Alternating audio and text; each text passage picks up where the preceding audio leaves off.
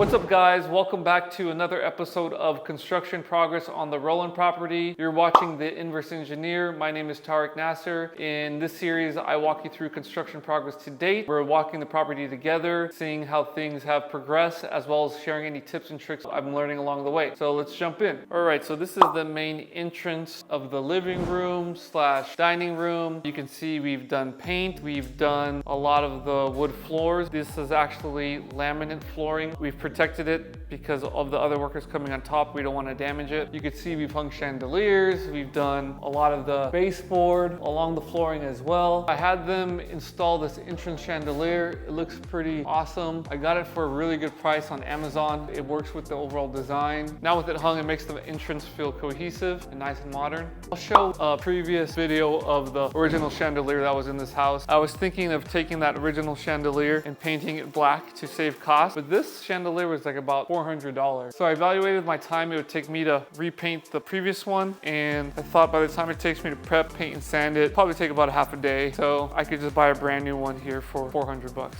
Now we're gonna go into the guest suite downstairs. You can see all the flooring in this room is also done. We went ahead and did the baseboard. We went ahead and installed these two light fixtures for where the bed and headboard would be to kind of make it look nice and modern there. We went ahead and painted all the cabinets, did all the baseboard around the cabinets as well, and installed a new plumbing fixture here to make it a little bit more updated. Here in this guest suite restroom, we went ahead and installed the toilet. You can see some of the laminate flooring here as well. Put in back the medicine cabinet and kind of just did a little bit of a clean in this restroom. We went ahead and installed the fixtures as well. So we updated those. So now it's coming along. It's looking pretty updated and modern without spending too much money. We were able to reuse the vanity. You could see we already painted it, but when the guys came in to do the flooring, they went ahead and actually damaged some of it, so I got to retouch that up. And one thing I'm seeing is they ran the baseboard along the bottom of that casework. I don't really know if I'm a fan of that. I would have probably liked it previously where it's just painted the solid color of this dark charcoal. Maybe I need to have the painter paint that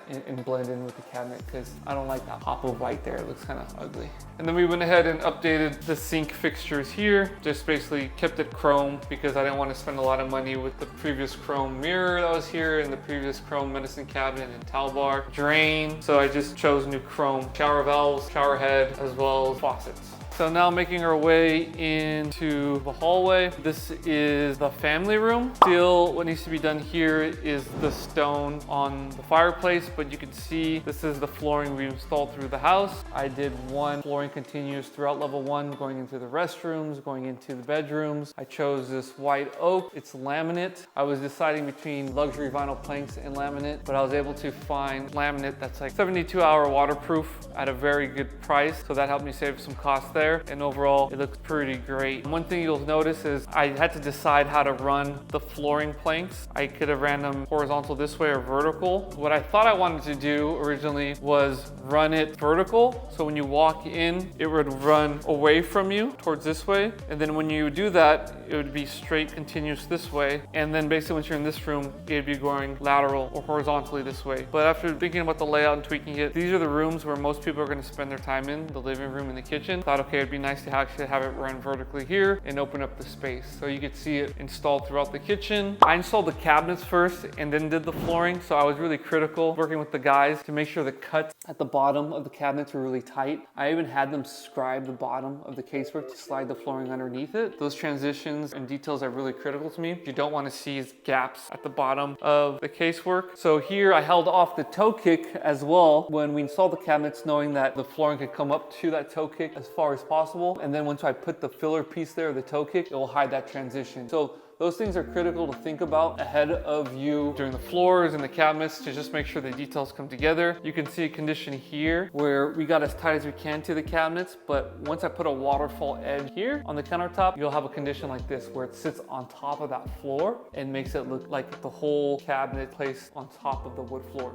There's a debate that most people have. It's like, should I put all my flooring in and then put the cabinets on top of that floor? There's pros and cons. Pros would be that all those details I just described to you, you wouldn't wouldn't have to worry about it because everything's sitting on top of the floor. The problem is if you ever want to replace your floor from damage or flooding, your cabinets are on top of that. So you'd have to take all the cabinets up and then replace the floor, or you'd have to cut the floor at the edges of the cabinets and then replace the floor, and then putting a new floor in with a nice transition will probably be difficult. So I'm a fan of trying to do the cabinets first, and also because sometimes floors aren't exactly level. So if you put the cabinets on top of unlevel floor, top of the countertops would have to be scribed, and you'd have to work with a lot of different elevations to make sure they're level, where you can put cabinets, make sure they're level, and then put your flooring up into and around that. Also, I like to use a lot of laminate or vinyl flooring, which technically needs space for it to contract and expand due to weather conditions. So you should leave gaps at the edges of the walls, like about 1/8 to 1/4 of an inch. And if not, if things get really hot, starts to expand, then you could start getting like buckling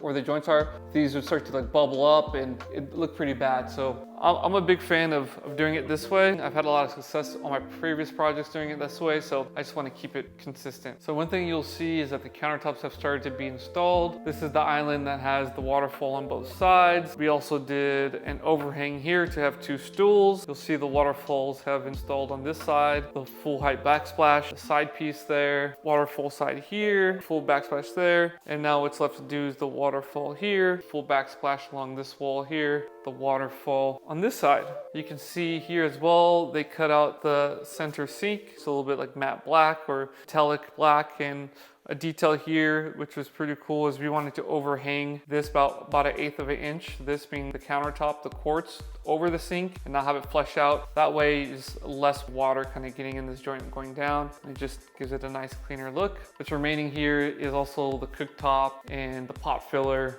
and the ventilation hood.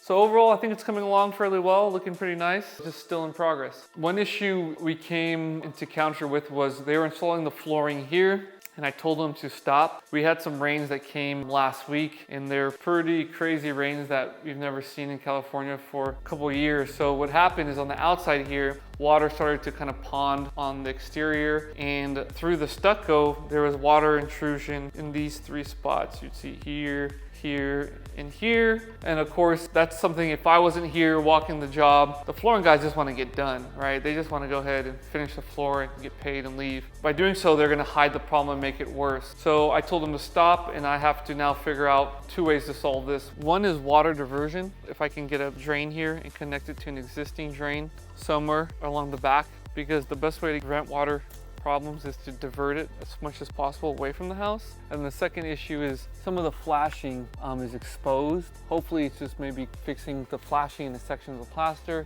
as well as water diversion, try to get it away from here. That would be crucial, because what you don't want is to finish these beautiful floors and then later on water coming in under the floors, ruining the finishes, and also producing mold that would be hazardous to other people. Now, continuing the journey, you'll see that a lot of the door hardware has been trimmed out with some new paint, some new handles. Here is the level 1 guest restroom. You can see all the lighting is now done. It's trimmed out here. It's pretty cool with an LED niche, an LED fan combo, shower head and wand, shower valve. We reinstalled the toilet, reran again in here, the flooring all the way up through to the shower. And then we installed this modern floating vanity. Here you'll see some patchwork that needed to be done around it. The plumbing originally was too low because it was a standing vanity originally. I brought this up to the contractor at the time. I said, hey, we should move this up. He said, no, it'll be fine, it'll work. And of course, when you come to install it, it doesn't work. So now they had to open the drywall, move the plumbing up to fit in this location here. So they had to fit it up there, and then now they have to retexture and patch. So this is kind of almost getting there. We just got to kind of final paint touch up, do a shower glass enclosure here, and put some mirror and some trim and some venison cabinets. Here's another guest bedroom downstairs. You can see this has also been baseboarded up. Again, we wanted to protect all the floors for the subsequent trades not come in here and damage the wood floors. Here's a quick overview of the laundry room. Here we just put a new faucet there to make it look a little bit updated, and we just got to replace this piece of broken tile. But we went ahead and carried the wood floors through this space as well. All right, let's make our way upstairs. So you can see we kept a lot of the protection from this carpet here. We'll go into one of the guest restrooms here. So we installed the toilet. We've been protecting this tile floor. You'll see what the tile looks like once it's pulled up. We've painted the cabinets. We went ahead and installed new faucets here, as well as new shower valves and shower heads, tub spout. One thing I may want to do is get a new drain and overflow cap. It may not be necessary once you clean it up, but I gotta kind of see if it's gonna be worth buying that. And we gotta fix this. Going to this other restroom. So here we installed the toilet, the baseboard. We gotta fix this exhaust fan. You can see we have the shower head in there. They're telling me there's an issue with the shower valve. It's the same brand and manufacturer, so it should work. The problem is they said that the screw broke off inside of the mix valve for the old one, so we got to figure out how to get that out so we could use the shower valve. You see the vanity scheme is similar. Here is some damage after I painted that they came and kind of started to peel it off. I talked to the painter and I said, hey, like that's not a good sign that somebody nicked this and paint started to peel off. He said it's because of glossy paint and not flat. I told him I don't believe that. I think it's because he didn't sand properly prior. Long story short, he's gonna come back and retouch this all up when we're done. And then here, we also went up with a plumbing faucet. So you'll see one thing interesting here is some of the sinks, even though they're all the original ones, some had a 3-hole configuration that was a lot closer together than a widespread one. So I had to just be cautious of which plumbing fixtures to buy to make sure I was buying a 3-hole fixture that's very grouped closely together versus one like this on this side that's a little bit more widespread. I ideally like this a little bit more, but I had to reuse what I had for the sinks and I didn't want to spend new money on new sinks. Here is one of the bedrooms, pretty much just continued with the wood base here. This is a little bit tricky as in these had existing hardwood floors I wanted to reuse. So I didn't want to spend money pulling this up because they had some pretty good hardwood floors that we could just keep and reuse. But the problem is the hardwood floor had a larger gap to the edge of the wall. So you could see this is about 4.5 inch high by 1/2 inch wide wood base. And you could tell it didn't cover that gap appropriately. So originally they had something similar in the previous condition, which I could show a video or an image of, where they had the wood base and a quarter round to hide that gap. I don't like how that looked. I liked it to be more modern with just a simple base, but unfortunately the wood floor that was installed previously wasn't as tight as they could to the wall. So I'm gonna have to do a quarter round condition like that to hide all that gap in 3 of the rooms. Quick shot of what we did in the office. A little bit of texture issues. I had them refixed, so we're gonna have to touch that up and just put the base through here. And then we went ahead and put the new hardware in these doors as well. Now going to the master. The master, we went ahead and did the wood floor like level 1 as well in here. So this all has nice wood floor, it's protected now. One thing I really wanted to be critical is that there's a transition here from the wood to the tile. So I told them I wanted it to be flushed out. So they went ahead and floated this back a bit to kind of meet that because the thickness of the wood floor wasn't as thick as the hardy backer with the thin set, the tile, and the schluter. So they went ahead and tried to transition that out a bit. Overall, it looks fairly good. And then here, there's some previous carpet installed. I still need to get a strip here to kind of transition this. So that's the progress that's been installed in this room here. There's a couple more texture issues I wanted them to come back and fix. I was pushing them to do that ahead of the paint, but sometimes you gotta just go, and you can see there's quite a bit of texture issues. So the painter did 2 coats on the ceilings, 2 coats on the walls, and then we worked out a deal where he would come back and just do some minor touch-ups depending on the tray damage. But you can see this has become a lot more than minor, but I have to keep going with construction. So now if the painter comes back to me and says this is excessive, then I'm gonna have to pass that back on to the GC or drywaller and say, look, because of your bad quality, I have to pay a little bit more for these extra touch-ups, and that shouldn't be on my cost, that should be on your cost. All right, now we're gonna go into the master bath. So here, you can see some of that protection is off. We went ahead and put the sliding doors on for the walk-in closet. And here we installed the toilet. And then they went ahead and installed the vanity. I was originally gonna go with the floating modern style vanity here as well, but I thought for practical use that it's probably gonna be easier just to get a regular vanity here that has more storage. The nice modern ones, they look cool, but they don't have as much storage, and also they're quite expensive. So After doing the cost analysis, I said, hey, let's just get something that we could just set on the floor. And one thing we had to do is originally the one that was here was quite larger, but since we put this access panel in to change out these faucets for this tub, you always want to have access later on to come back and open this and do any plumbing work there. I had to get like an 80-inch to kind of give myself enough room for access there. The other issue is ideally would have wanted to have this tight up against that wall, but the previous rough-in plumbing, I don't want to open up the wall and move it over or whatnot. So overall, it doesn't look bad. There's a little bit of an odd gap there, but if you do have this condition, you want to make sure that you have a large enough gap to be able to clean in there. It doesn't look terrible. I think at the end of the day, when you put the backlit mirror and you put some plumbing fixtures in there, this thing will look pretty epic, as it looked pretty hideous before, which I could show what those old photos were. So in one of the previous videos here, you're probably hearing me talk about the balcony door.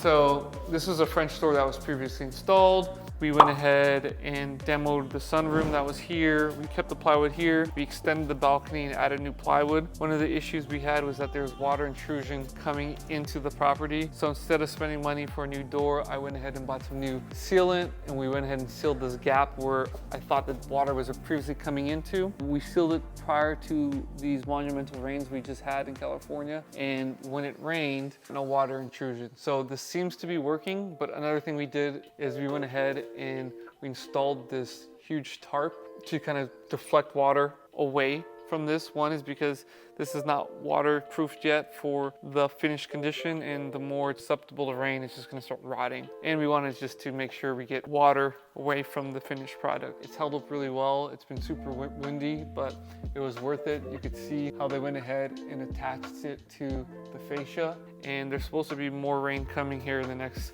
couple days. So once it's done, the next big push will be able to take the protection up, start installing the guard railing and the guardrail around the balcony, and then do the waterproofing so then we could finish it and move forward with the project.